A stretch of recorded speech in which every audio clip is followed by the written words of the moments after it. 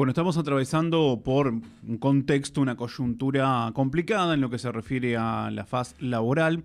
Ya lo venimos manifestando aquí en el programa, hemos invitado gente que nos ha comentado al respecto, ¿sí? de manera alusiva, aquello que bueno viene ocurriendo, que viene sucediendo, por supuesto, no solamente en Chivilcoy, que obviamente Chivilcoy se ve afectado, sino también en la provincia y en el país, digo, por el tratamiento de la reforma laboral, donde hemos escuchado muchas voces, ¿sí? en señal de rechazo para con el gobierno nacional. Bueno, un contexto también, o en un contexto donde digamos, se da el cierre de FATE. Estamos también en lo que se refiere a un momento de paritarias. Bueno, anoche aquí en Chivilcoy tuvimos una movilización en la Plaza 25 de Mayo y hemos invitado a quienes convocaron, en definitiva, Julio Andenuzzi, Germán Pruso de SUTEBA, de la CTA, que fueron los encargados de organizar, ¿sí? esta movilización o de invitar a esta movilización, porque en realidad lo que estaba convocado para el día de ayer era un paro. Pero bueno, después quedaba, ¿sí? digamos, en la convocatoria, en este caso del sindicato de SUTEBA, de poder movilizar o no.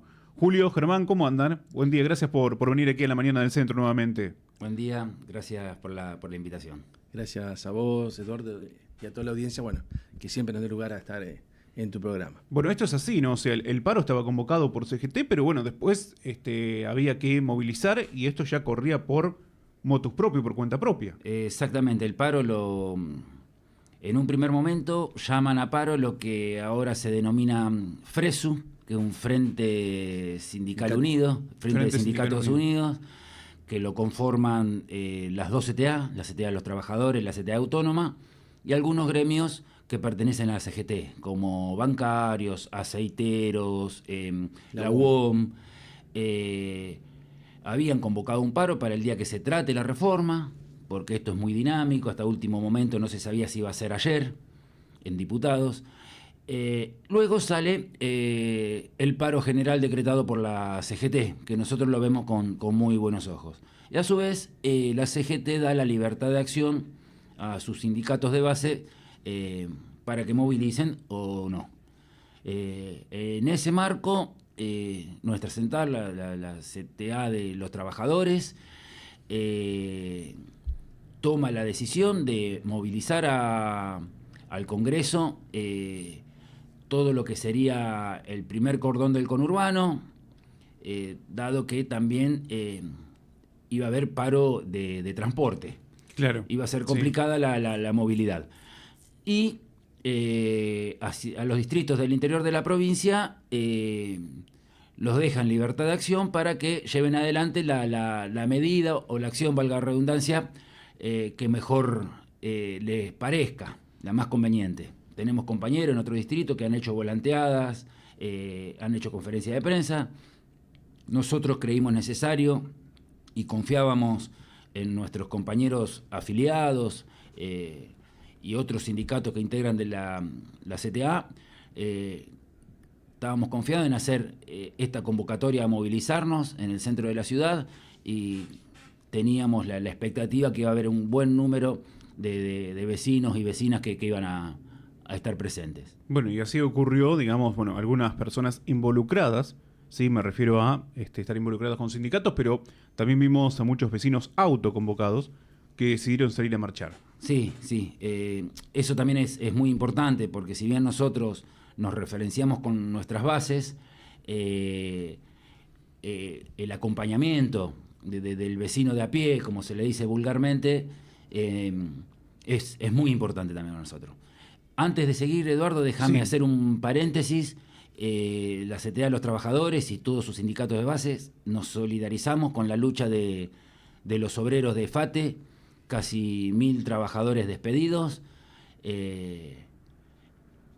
producto del cierre de una fábrica emblemática que cuando hace su descargo del cierre dice que su actividad se vio afectada por el cambio de las políticas del gobierno nacional. Acá la empresa no habla de que un trabajador es caro, un trabajador es barato, que se le paga mucho de vacaciones, que el aguinaldo, todo lo que la ley esta de reforma laboral quiere implementar, una empresa emblemática que sobrevivió a la dictadura, al macrismo, al menemismo, viene a cerrar en el gobierno de Javier Milei, producto de sus políticas de apertura de la importación, del dólar retrasado. Así que no hay ninguna excusa de la fábrica con respecto a que un trabajador es caro o se toma mucha licencia o quiere cobrar hora extra, o etcétera. O sea, las políticas están resintiendo lo que es las fuentes laborales a nivel nacional. Puntualmente en caso o las empresas nacionales. Puntualmente el caso de FATE dejó de vender. No puede competir con la importación de neumáticos básicamente asiáticos. Bueno, y obviamente esto ha derivado en lo que tuvimos esta semana también, ¿no? Que justo se da, ¿sí?, en este contexto de un tratamiento de una reforma laboral. Sí, salió parte del Gabinete Nacional a criticar este cierre, a decir que tendrían que haber esperado por la reforma. Y es lo que te decía, la empresa cierra porque no vende. Y lo poco que se vende es importado. Si una empresa, cualquiera sea su manufactura o su servicio, no vende, el empleado ya es lo de menos. Cuánto gana, si tiene vacaciones, si cobra hora extra o no las cobra. Si no tiene actividad, la empresa lamentablemente va a cerrar, como miles de empresas que cerraron. Tuvieron que retocar y están retocando distintos artículos, ¿no? ¿Qué lectura se hace de esto? El hecho de empezar a meter mano de lo que es la ley original significa que, hay cuestiones que empezaron a hacer ruido. Y mira, a nuestro entender, yo creo que lo que pasó con el tema de licencia fue un juego que ellos mismos prepararon, el mismo gobierno preparó.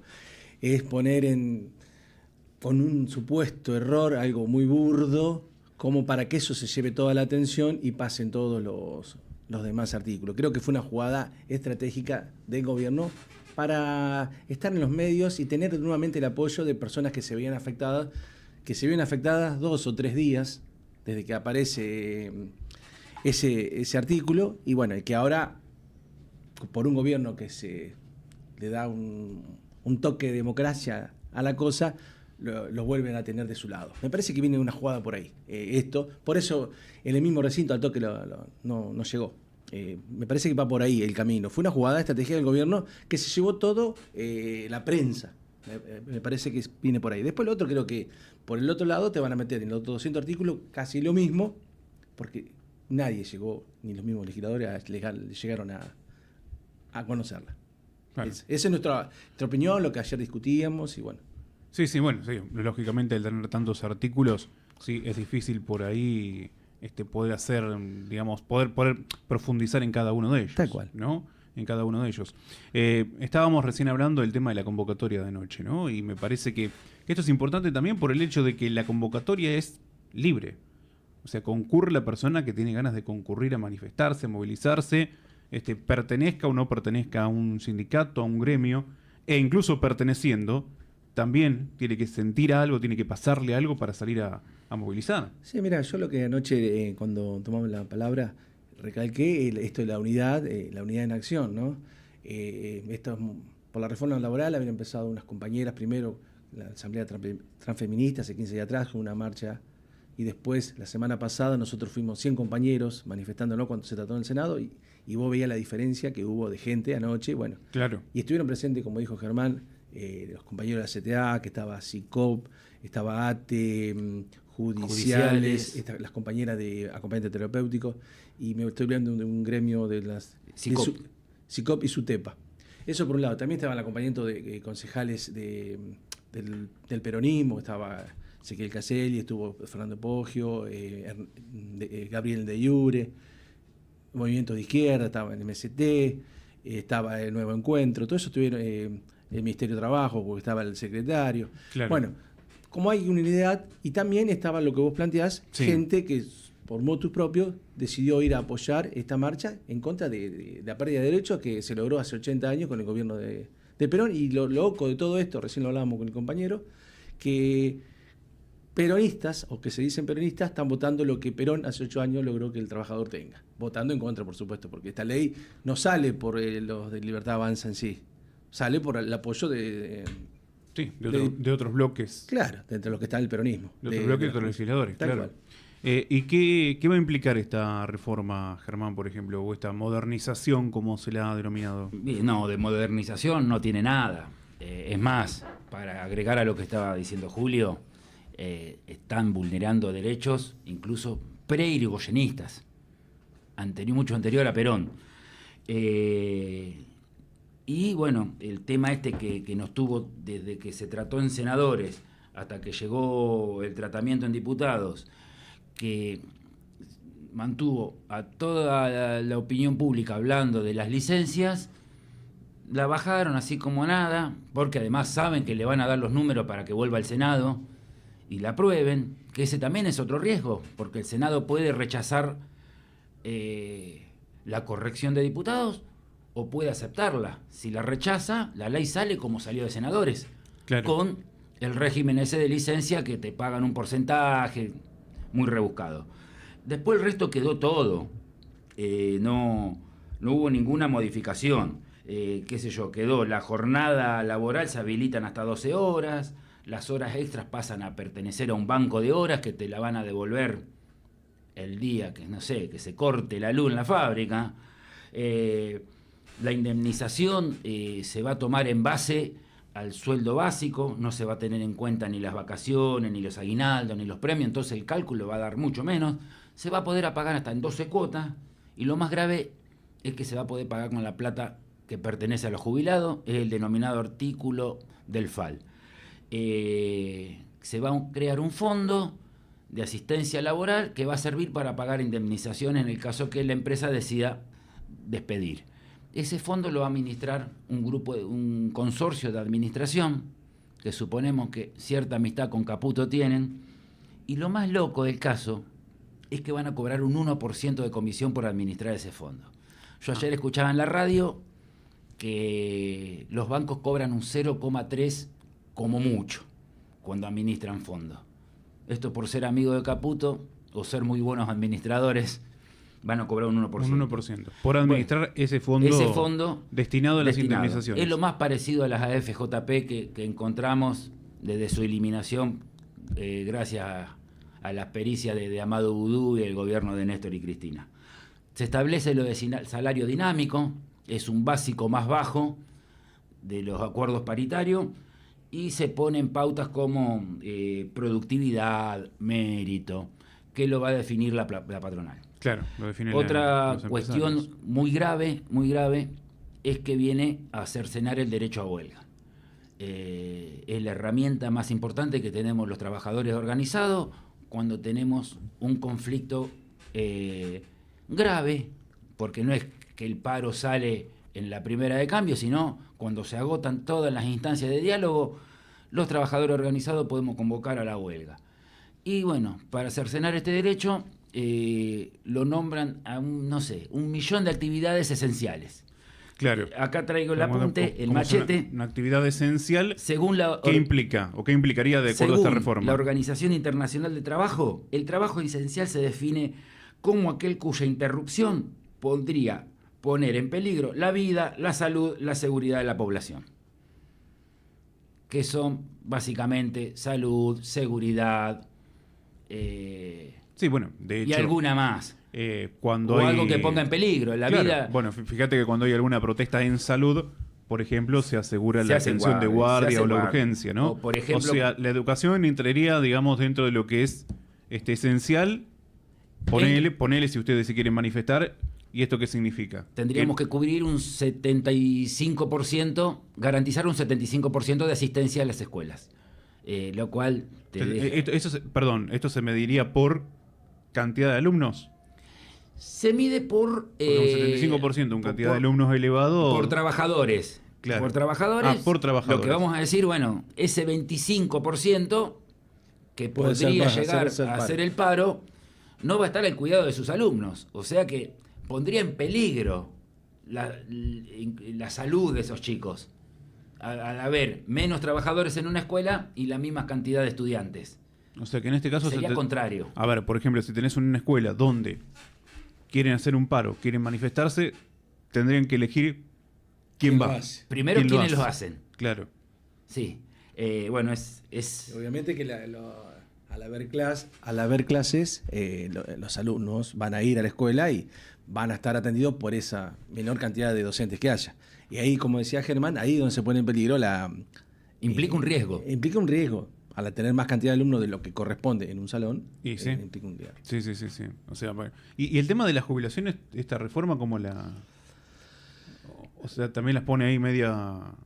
¿sí? Mira, por lo pronto el tema jubilatorio, ellos quieren ir a la armonización de las cajas. Armonización de las cajas. Nosotros hoy por hoy lo que vamos a llevar a la parte docentes, no Sí. nos vemos afectados hoy.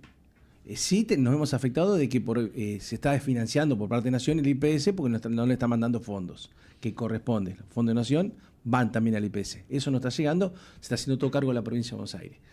Ellos, si lograrían ganar la provincia de Buenos Aires, sí van a ir por la reforma previsional, jubilatoria. Claro. Hoy por hoy, nosotros como docentes no nos estaríamos viendo afectados hoy. Pero bueno, el año que viene hay elecciones y pueden cambiar todo el panorama. Es eso lo que está ocurriendo. Sí. Y bueno, después de lograr esto van a ir por eso. Es como Germán ahí lo nombró, las AFJP, es lo que van en busca de todas las cajas, como pasó en los 90. Claro. O sea, además, sí. a las jubilaciones del ANSES o los aportantes que aportan ANSES ahora es para sostener a los jubilados actuales.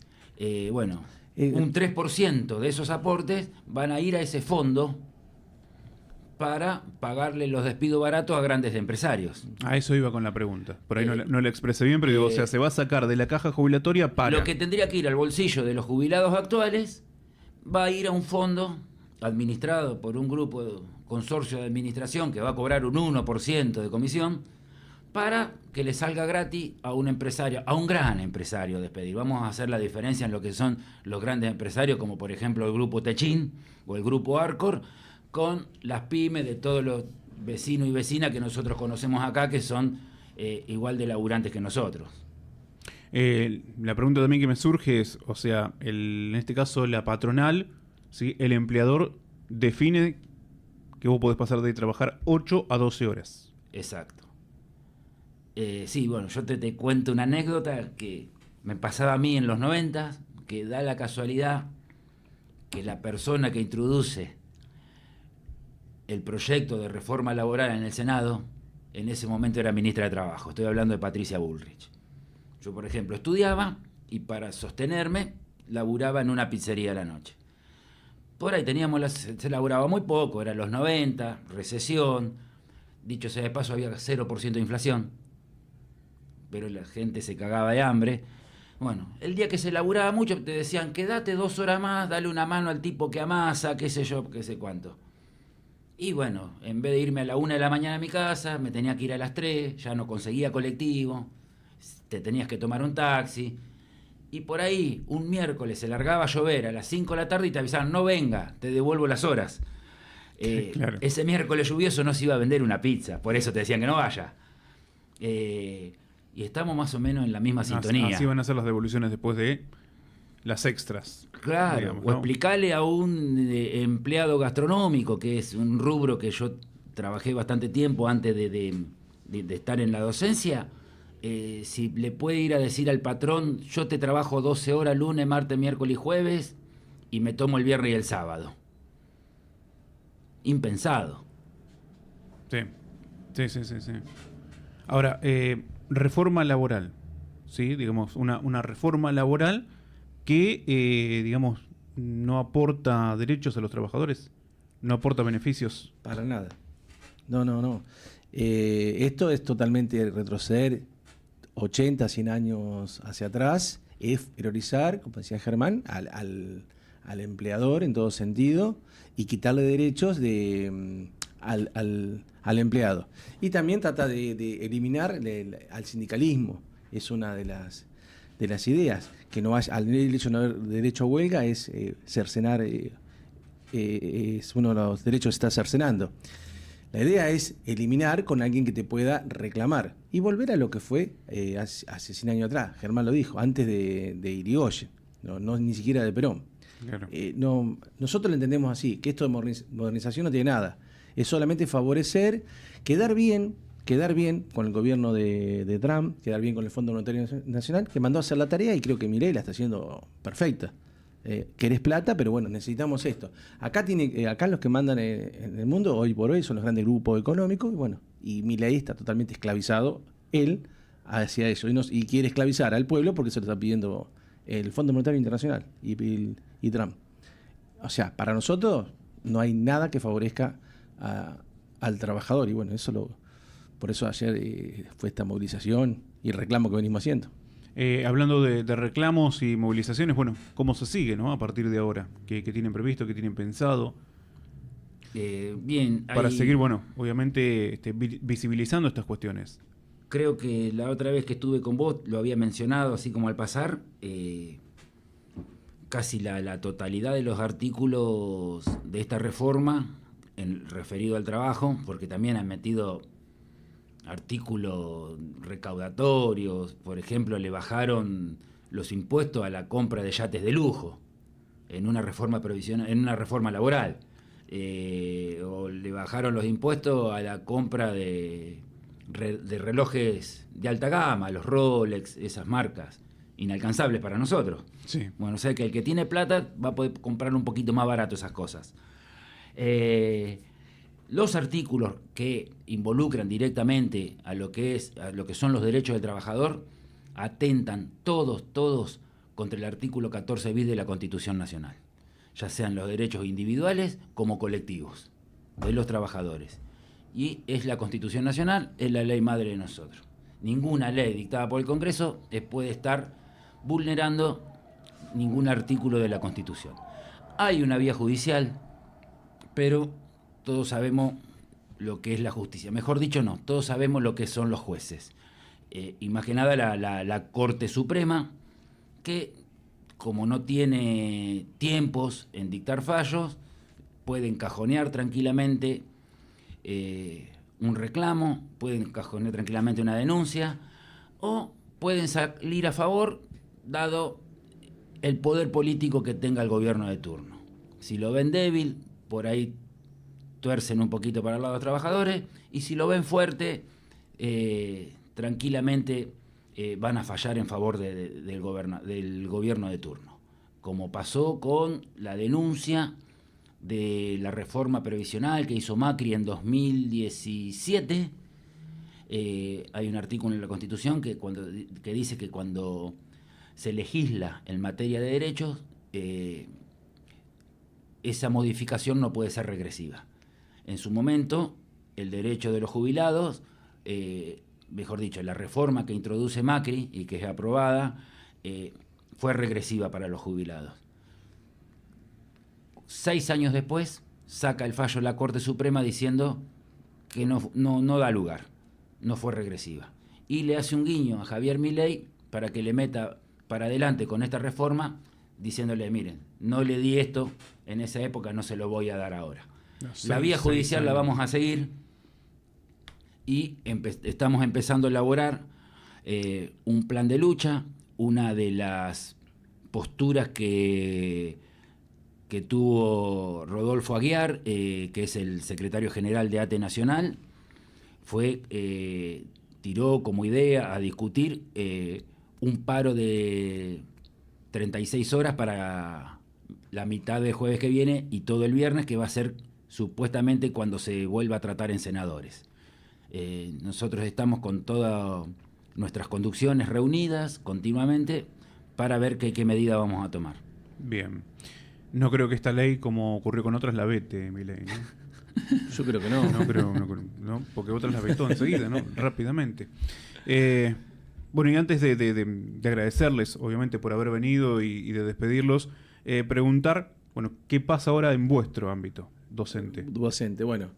La semana pasada se votó un paro nacional porque habíamos tenido ofrecimiento del gobierno, tuvimos paritaria, mejor dicho, vamos a empezar de nuevo, tuvimos paritaria, se nos ofrece un 3% que nosotros consideramos hoy por hoy insuficiente, Y bueno, a su vez se va a realizar un paro nacional porque hay políticas que están afectando mucho a la provincia y hace que no haya un buen ofrecimiento hacia los docentes. Recordemos que el gobierno nacional, en el presupuesto que se votó hace un mes y medio atrás, va a invertir en educación solamente un 0,76%, cuando en realidad la ley habla de un 6%. No va a llegar dinero para las escuelas técnicas, no va a haber dinero para conectividad, no va a haber dinero para capacitación, para infraestructura no va a haber dinero. Bueno, para el IPS, como te decía hace un ratito, no va a haber dinero. Todo eso está afectando al gobierno nacional y hace que también repercuta en nuestra paritaria, ¿no? Porque es tal el ahogamiento que hace Nación sobre provincia que afecta en nuestra paritaria. Amén de eso, nosotros estamos haciendo un paro en un principio pidiendo la restitución del FONIT, que estamos hablando de 129.000 pesos por cargo hoy. Hace 2 años que no lo tenemos, y la paritaria nacional docente. Y bueno, eso es uno de los reclamos que estamos haciendo, y bueno, va a ser el 2 de marzo con no inicio de clases. Bien, o sea, el paro es el 2 de marzo. El 2 de marzo. Por todos estos reclamos que nos has planteado, Julio. Exactamente. Bien. Bueno, vamos a seguir de cerca este tema también, y bueno, también lo que estaba manifestando Germán en relación a cuando vuelva al Senado la reforma laboral, si se determina alguna nueva medida de fuerza. ¿Sí? Y ya volveremos a convocarlos para charlar. Como decíamos antes de salir al aire, nos gustaría invitarlos a charlar de alguna otra cuestión, que lo hemos hecho, sí, un poco más agradable, pero bueno, es la realidad, el contexto que nos lleva a tener que hablar de lo mismo. Y fundamentalmente vuelvo al principio, que es, bueno, también porque ustedes, digamos, se han puesto al frente de la movilización aquí en Chivilcoy. Sí, que está bueno a veces ir a Capital, a Cava, sí, acompañar, pero también está bueno visibilizar desde las ciudades. Porque esto también termina afectando a la ciudad. Viste que parece que se trata en el Congreso y afecta a Buenos Aires. Exacto. Y sin embargo, también va a pasar lo propio acá en Chivilcoy. Exacto, sí, no solamente en Chivilcoy, nosotros tenemos nuestra organización es provincial y estamos en contacto con los distintos distritos de la provincia de Buenos Aires, y te diría que en la gran mayoría hubo distintas actividades rechazando esta reforma. Germán, Julio, muchas gracias por venir. Gracias. Muy a amables. Julio Andeluzzi, Germán Pruso con nosotros aquí en la mañana del centro, bueno, para analizar lo ocurrido en estas últimas horas con el tema de la reforma laboral, más paro que se acaba de confirmar a nivel nacional, también paro docente, esto nos referimos, bueno, el contexto, la coyuntura que nos toca vivir hoy también en este ámbito. Hacemos la